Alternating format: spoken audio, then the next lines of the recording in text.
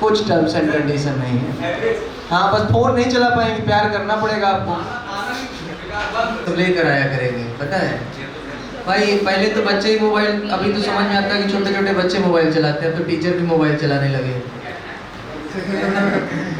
किसी की कोई जरूरत ही नहीं, अगर मोबाइल लेना तो किसी की कोई जरूरत नहीं। आजकल तो शादियां भी लोग इसलिए करते हैं बस कोई खाना बना के खिला दे, बाकी तो फोन चलाते चलाते वक्त बीत ही जाएगा।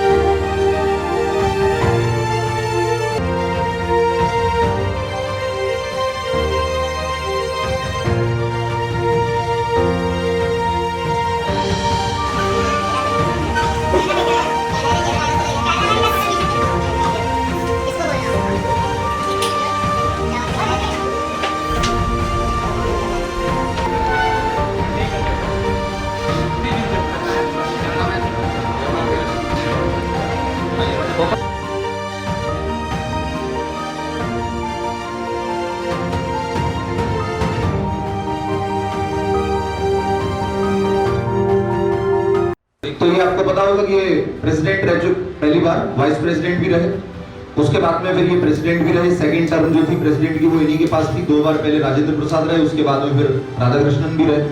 तो राधाकृष्णन की 20 साल की एज में नौकरी लगती है काशी हिंदू यूनिवर्सिटी के अंदर साइकोलॉजी के प्रोफेसर के तौर पे। और साइकोलॉजी बहुत ही इंपॉर्टेंट सब्जेक्ट है। साइकोलॉजी वही लोग पढ़ते हैं या वही लोग पढ़ा पाते हैं जो थोड़े से मिस्टीरियस टाइप के होते हैं, रहस्यवादी टाइप के होते हैं। मतलब उन्हें सामान्य चीजों से इंटरेस्ट नहीं होता। जैसे आपने देखा होगा बहुत सारे लोग आत्माओं के बारे में बात करते हैं, भूतों के बारे में बात करते हैं। भारत का एक लड़का था बिहार का, वो यहाँ से हवाई जहाज उड़ाने की ट्रेनिंग लेने के लिए अमेरिका गया, फिर वहां से लौट के आया और लौट के आके उसने भारत की पहली पैरानॉर्मल सोसाइटी बनाई। तो आज तक में उसका इंटरव्यू भी है। आज तक वाले उसके साथ बॉम्बे में एक फैक्ट्री में भूतों को पकड़ने के लिए गए हुए थे। तो आज तक इंडिया टीवी, अंजना मुखर्जी जितने भी पाउडर मार के आते 1-1 किलो, ये सब भाग लिए वहां से। उसके बाद में फिर उस लड़के की उसी दिन डेथ हो गई। तो भारत में बहुत सारी ऐसी मिस्टीरियस चीजें हैं और भी पूरी दुनिया में, तो उन पर जो स्टडी करते हैं लोग, उनको बोलते हैं हम लोग रहस्यवादी। जैसे देखा होगा बहुत सारे बच्चे ऐसे होते हैं सेम टीचर क्लास में पढ़ा रहे हैं, लेकिन वो बच्चे एक्स्ट्राऑर्डिनरी होते हैं, निकल जाते हैं आगे। उसी क्लास में उसी टीचर्स के द्वारा पढ़ाए हुए बच्चे नहीं निकल पाते। तो जो लोग ऐसे बच्चों की स्टडी करते हैं कि आखिर एक ही टीचर से एक ही सिटी में, एक ही कोचिंग में, एक ही माहौल मिलने पर बच्चों में डिफरेंस क्यों आ रहा है, तो ये साइकोलॉजी के अंदर स्टडी किया जाता है। और साइकोलॉजिस्ट जो होते हैं वो मेंटली बहुत स्ट्रांग होते हैं। ये हिप्नोटाइज करके लोगों को ये पता लगा लेते हैं कि आखिर उनके अंदर दिलो दिमाग में क्या चल रहा है। तो ये मैंने आपको एक स्टोरी भी बताई थी कि मेरा एक फ्रेंड था और बस में वो जा रहा था, तो आमतौर पर एक लड़की से वो प्यार करता था, तो उससे, हालांकि उस लड़की को नहीं पता था, तो वो जाके पहले तो सबसे पीछे बैठता था वो बस में, फिर उसके बाद धीरे धीरे आगे आना शुरू हुआ। 15 दिन में उसने पिछली सीट से फ्रंट सीट की दूरी तय कर पाया। 15 दिन में एक सीट आगे आता गया। उसके बाद में फिर एक दिन वो आया, उस लड़की ने उसको थप्पड़ मार दिया, तो बहुत उतर गया बस से, 2-3 दिन तक डिप्रेशन में रहा। उसके बाद में फिर वो उससे कभी भी बात करते थे तो हमेशा वो विदेशों की बात करता था, ऑस्ट्रेलिया, जापान, चीन, मतलब वो भारत में ही नहीं रहना चाहता था। कई साल बाद जब मैं चंडीगढ़ में पढ़ाता था टाइम्स कोचिंग में, तो वहाँ बराबर में ही एक साइकेट्रिस्ट रहती थी, फीमेल साइकेट्रिस्ट थी, लगभग 38-40 ईयर्स के आसपास की। तो वहाँ पे बहुत सारे क्लाइंट आते थे, विदेशों के भी लोग आते थे इलाज कराने के लिए। तो जब उसे वहाँ पे लेके गए तो फीस उनकी बहुत ज़्यादा, 10,000 रुपये लेती थी वो एक बार की मीटिंग के, और 15 मिनट देती थी। तो उन्होंने केवल उससे एक ही बात बताई। उन्होंने उससे बोला सारी उसकी बात सुनने के बाद में कि बेटा तुम एक काम करो, तुम्हें गर्लफ्रेंड बना लो। समझे? तो साइकेट्रिस्ट और बाहर निकलने के बाद में वो मुझसे बोला कि ये बिल्कुल सही कह रही हैं, तो ये चीज होती है कि साइकेट्रिस्ट बिल्कुल ही क्या पता लगा लेते हैं, आपके मन में क्या चल रहा है वो पता लगा लेते हैं। और टीचर्स चाहे फिजिक्स पढ़ा रहे हो, चाहे केमिस्ट्री पढ़ा रहे हो, चाहे बायोलॉजी पढ़ा रहे हो, चाहे जीके पढ़ा रहे हो, चाहे मैथ्स पढ़ा रहे हो, अल्टीमेटली टीचर वो नहीं है जो आपको कुछ पढ़ा रहा है। टीचर वो है जो आपको पहले जान ले कि आपको कैसे समझ में आएगा, क्योंकि समझाना ज्यादा जरूरी है, क्या समझा रहे हैं वो इतना जरूरी नहीं है। क्योंकि कुछ भी समझा रहे हो, अगर आपको वो टीचर ही नहीं समझते आपको कि आप समझते कैसे हो, आपको कैसे समझ में आएगा, तो उन टीचर्स के कुछ भी पढ़ाने का बेनिफिट आपको नहीं होगा। तो इसीलिए भारत के अब तक के सबसे बड़े जो टीचर माने जाते हैं वो राधाकृष्णन माने जाते हैं। इनके कुछ एक दो इंसिडेंट में बता देता हूं जिससे कि ये समझ में आए आपको कि आखिर ये इतने डेंजरस या इतने फेमस क्यों हुए। एक तो 20 साल की उम्र में काशी हिंदू यूनिवर्सिटी का प्रोफेसर बनना, ऐसे सब्जेक्ट का जिस सब्जेक्ट में 20 साल की उम्र में पीएचडी करना पॉसिबल ही नहीं है, उसके प्रोफेसर बनना पहली बात। और दूसरी बात ये कि राधाकृष्णन जी जब चाइना गए एज ए राजदूत, इंडिया के राजदूत के तौर पर जब वो चाइना गए, हालांकि उस समय पर वो वाइस प्रेसिडेंट थे, उपराष्ट्रपति थे, तो चाइना का जो प्रधानमंत्री था माओ ज़ेडुंग, तो जवाहरलाल नेहरू ने हिंदी चीनी भाई भाई के उस समय पर एक चलाए हुए थे, मिशन चलाए हुए था हिंदी चीनी भाई भाई, और ये महसूस हो रहा था कि इंडिया चाइना की रिलेशनशिप बहुत बेटर हो जाएगी। और इसी के वजह से चाइना ने भारत की जो सेना है, जब हिंदी चीनी भाई भाई के नारे लगे, गेट टुगेदर हुआ, मीटिंग्स हुई, तो उनकी जो सेना है, इंडियन जो आर्मी है, उसकी कमजोरियां चाइनीज को पता चल गई और बाद में फिर उन्होंने इंडिया पर अटैक भी कर दिया था 1963 में, ये आपको पता ही होगा, 1962 में। तो ये चीज जब वो लोग वहां पे गए तो दो उनके साथ में राजदूत, राजनयिक जो होते हैं, आईएफएस जो ऑफिसर होता है फॉरेन सर्विसेज वाला, वो भी थे, जो विदेश सचिव होते हैं, फॉरेन सेक्रेटरीज। तो वो गए और उन्होंने बात बात में माओ ज़ेडुंग को थप्पड़ मार दिया, तलाक से तमाचा मारा कान पे, किसी बात चल रही थी, मारा। तो एकदम जो बाद में जो उनके साथ में जो सचिव गए हुए थे, उन्होंने लिखा है एक बुक में कि the moment he slapped the Chinese president, यानी कि द मोमेंट उन्होंने जिस क्षण उन्होंने थप्पड़ मारा तो हमें लगा कि अब अगले 5 सेकंड में गोलियां हमारे आर पार निकल रही होंगी। और उसके बाद में उनके कंधे को थपथपाते हुए बोले कि I had done the same with the Russian president and I was just checking your reaction. मैं तो बस आपका ये चेक कर रहा था कि आपके अंदर सहन शक्ति कितनी है, क्या आप भी रूसी राष्ट्रपति की तरह ही सहन शक्ति रखते हो या नहीं रखते हो। तो रूसी राष्ट्रपति से ही चीनी जो राष्ट्रपति था वो प्रभावित था, तो उसने कहा अगर मेरे गुरुजी झेल गए होंगे तो मैं भी झेलूंगा। तो ऐसे थे ये, यानी कि चीन में जाके चीन के राष्ट्रपति को थप्पड़ मारना और फिर उसके बाद में उससे ये बोलना कि अगर आपके गुरुजी झेल गए होंगे तो आप पक्के चेले हो कि नहीं हो, मैं ये देख रहा। तो ऐसे थे हमारे ये भारत के राष्ट्रपति भी थे, भारत के उपराष्ट्रपति भी रह चुके हैं, इसके अलावा साइकेट्रिस्ट भी रह चुके हैं, साइकोलॉजी के प्रोफेसर भी रह चुके हैं और दार्शनिक भी थे। तो यही है। और मेरी तरफ से आप सभी को बहुत बहुत धन्यवाद, आप सभी ने इतनी सम्मान किया सभी लोगों का, यहाँ पे टुगेदर हुआ, सभी लोगों ने एक दूसरे को जाना। धीरे धीरे यही चीजें लाइफ में इंपॉर्टेंट होती हैं और बाद में यही चीजें याद आती हैं। समझ रहे हो, इंसान का मुख्य काम क्या है, पहले वो मोमेंट क्रिएट करता है ताकि बाद में उन मोमेंट्स को याद कर सके। ये पहले मोमेंट क्रिएट कर रहे हैं, फिर बाद में इन्हीं मोमेंट्स को बैठ के याद करेंगे। नहीं करेंगे? और कोई किसी की फरमाइश हो, मैं हमारे डियर सोलंकी सर यहाँ पे मौजूद हैं, तो मैं रिक्वेस्ट करूंगा सोलंकी सर से कि बच्चों को थोड़ा एनलाइटन करें और उनकी जिज्ञासा भी है, लंबे समय से वो बहुत प्यार करते हैं सोलंकी सर से, आए दिन मैसेज आते रहते हैं सोलंकी सर के पास, I love you sir, I miss you. तो मैं चाहूंगा कि सर भी थोड़ा सा 2 शब्द कहें बच्चों के बारे में, बच्चों के। थैंक यू सर, आप सभी को बहुत बहुत शुभकामनाएं टीचर डे की। और प्यारे बच्चों, मैं बस एक ही चीज़ कहना चाहता हूँ, जिस लक्ष्य को लेकर आप यहाँ पर आए, बस उस लक्ष्य से आप भटकना नहीं। आप अपने घर से ले यहाँ जो आए हो इतनी दूर, बस एक ही मकसद लेके आए कि कैसे भी करके हमें एनडीए क्वालिफाई करना है और जॉब लेनी है। उसकी स्ट्रेटजी आपको पता चल गई होगी ये एग्जाम दे करके। अगर यहाँ बैठे हैं आप, तो इसका मतलब ये है कि आप अप्रैल को टारगेट करके बैठे हैं। तो आपको पता होगा दोस्तों कि हम मार्केट में कितनी भी बुक खरीद रहे हैं, लेकिन एग्जाम में उन क्वेश्चनों का कोई लेना देना नहीं है। इतना तो आपको आइडिया हो गया होगा इस एग्जाम में बैठने से। तो आप दोस्तों, आपको कुछ नहीं करना, बस इतना करना है कि पर डे, ऐसा नहीं कि 1 घंटे 10 दिन पढ़ लिए अगले दिन पढ़े ही नहीं, बिल्कुल आपको पर डे हर एक सब्जेक्ट के लिए 1-1 डेढ़ घंटा निकालना है, कैसे भी करके। अपना टाइम मैनेज करें, बाकी की एक्टिविटीज करते रहें जो कर रहे हैं आप, लेकिन अपना डेली का रूटीन बनाएं। जो आईएएस पीसीएस की तैयारी करते हैं वो पर डे पढ़ते हैं, उन्हें एक बीमारी होती है पढ़ने की, लेकिन वो बीमारी सही रहती है। आप भी पर डे पढ़ें, कम पढ़ें लेकिन पढ़ें डेली। आप तकरीबन जैसे 4 सब्जेक्ट आपके INDA बनता है, मैथ, फिजिक्स हुआ, मैथ हुआ, इंग्लिश हुआ, GS हुआ, तो आपको करने के हर एक सब्जेक्ट को 1-1 घंटा भी दे दोगे आप घर पे कोचिंग के अलावा, तो आपका काम हो जाएगा। तो यहाँ मैं आपसे बस इतना ही कहना चाहता हूँ दोस्तों कि रेगुलरिटी पढ़ने में बनाएं। अगर आप हफ्ते में 2 दिन पढ़ रहे हो, 3 दिन नहीं पढ़ रहे हो, तो फिर आप क्लास में पढ़ने से कोई फायदा नहीं है। कोचिंग संस्था आपकी कमजोरियों को दूर कर सकती है, लेकिन उन्हें मॉडिफाई करके कैसे क्वेश्चन आ रहे हैं मेंटेन करना आप खुद ही सीख पाएंगे। आप बच्चों जो अब जो एग्जाम देके आए 2023 सेकंड का एग्जाम देके आए, बहुत सारे बच्चों के लिए वो एग्जाम रद्दी हो गया होगा आज भी। First vice president of India थे वो। अच्छा, और कोई बच्चा? बस टीचर्स डे मनाना है, गुलाब ले लेते हैं बाहर से जाके, टीचर्स को दे देते हैं, मैडमों को दे देते हैं, मैडम हैप्पी टीचर्स डे, है ना, और स्टेटस लगा देते हैं। और उसके अलावा क्या श्रद्धा रही? जब हम लोग पढ़ते थे तो गांव में बेशर्मा हुआ करता था, जानते हैं बेशर्मा? हाँ, हरे कलर का, और जिसको बहुत जगह लतर भी बोलते हैं।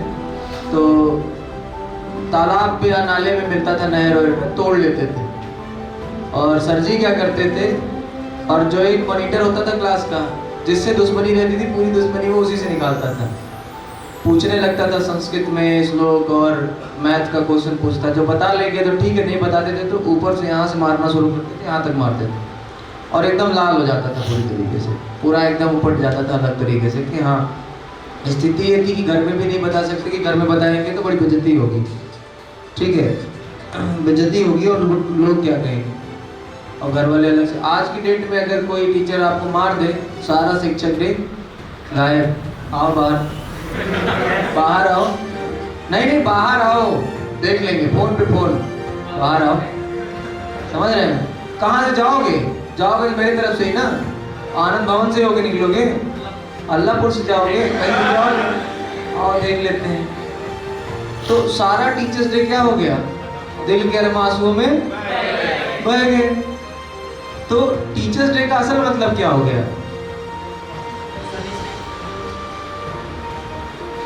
जी, अंधकार की तरफ से प्रकाश की ओर ले जाने वालों को गुरु कहते हैं। अच्छा, और कोई?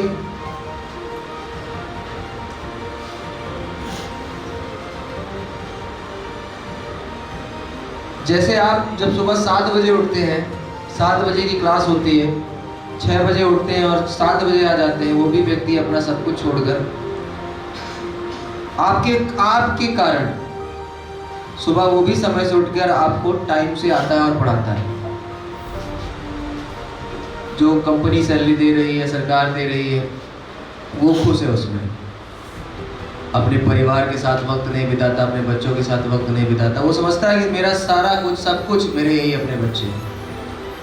और जब आपका सिलेक्शन होता है, आपका चयन होता है, तो उनको ये फील होता है कि मेरा पढ़ाया हुआ बच्चा आज सेलेक्ट हो नौकरी पा। और सच बता रहा हूँ, वो 20 जगह जाके बोलेगा, वो टीचर वही शिक्षक है जिन्होंने आपको बनाया है, और वो 20 जगह जाके बोलेंगे वो मेरा बच्चा है। कितना प्राउड से। और हो सकता है वो अपने खुद के बेटे को कभी इतने गर्व से न कहते हो कि वो मेरा बच्चा है। जितना प्रेम आपके लिए होता है, जितना इमोशंस आपके लिए होता है, घर परिवार सब छोड़कर चले आते हो आप लोग दूसरे शहर में, किसी दूसरे के भरोसे। उस भरोसे में आपको भी उतना ही अपने प्रति ईमानदार होना पड़ेगा, और टीचर्स को भी अपने प्रति उतना ईमानदार होना पड़ेगा। तब तो मैं मानता हूँ कि असल गुरु और शिष्य का रिश्ता है। आपने अपने प्रति ईमानदारी बना की और टीचर्स ने अपने प्रति ईमानदारी की, तब तो ये मान के चलो कि दोनों की ईमानदारी इतनी अच्छी रही कि आपको सफलता मिल गई।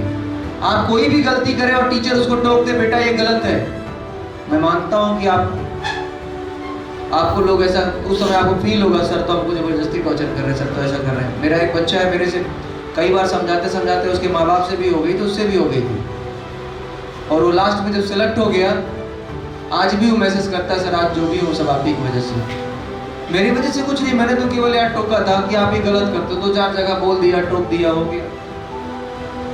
एक बच्ची थी, दीक्षा नाम था उसका, MNS में आई थी, मिलिट्री नर्सिंग सर्विसेज में आई। कुछ दिन पढ़ी, मेहनत कर रही थी, सब कुछ कर रही थी। तो पढ़ते पढ़ते पढ़ते पढ़ते उसको एक लड़के से प्यार हो गया, और लड़का मौसा जी थे उनके, और मौसा जी बार बार आते थे यहाँ पर। हम समझ ही ना पाए, बोला मौसा जी ये क्या होगा भाई। मौसा जी और बेटी का कब का रिलेशन हो गया हमको पता ही नहीं चला।